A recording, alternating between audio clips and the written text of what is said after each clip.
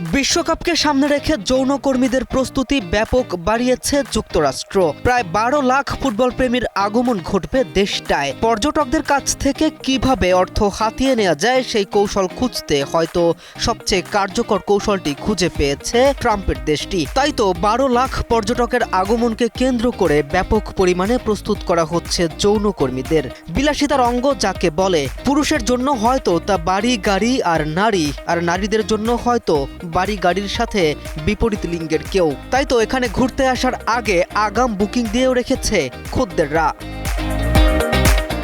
2026 বিশ্বকাপকে ঘিরে new York ও new jersey অঞ্চলকে এমনভাবে প্রস্তুত করা হচ্ছে যেন বিদেশি মেহমানদের আপ্যায়নে কোনো রকম কমতি না থাকে। অ্যালকোহল তো দেশটায় পানির চেয়েও সহজলভ্য।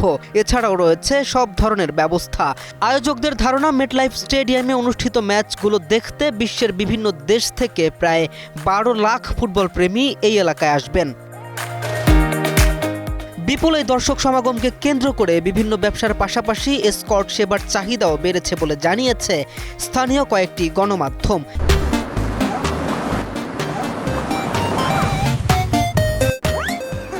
সেবাদাতাদের দাবি, বিশ্বকাপ শুরুর অগ্রিম বুকিং করে রাখা হচ্ছে পতিতাদের। এমনকি অনুসন্ধানের সংখ্যা উল্লেখযোগ্যভাবে বৃদ্ধি পেয়েছে। ব্রুকলিনের কিছু যৌনকর্মী জানান, মে মাসে তাদের অনলাইন প্রোফাইলে আগ্রহ ও যোগাযোগ প্রায় 3 গুণ বেড়েছে। প্রতি ঘন্টা $800 এবং পুরো দিনের জন্য $10,000 পর্যন্ত পারিশ্রমিক নেওয়া ওই নারীরা বলেন, নতুন গ্রাহকদের অনুরোধ সামলানোই এখন বড় চ্যালেঞ্জ তাদের জন্য। অন্যদিকে নিউ জার্সির অন্য সেবাদাতারা জানিয়েছে, কয়েকজন গ্রাহক ইতিমধ্যে $3,000 করে অগ্রিম দিয়ে বুকিং নিশ্চিত করেছে।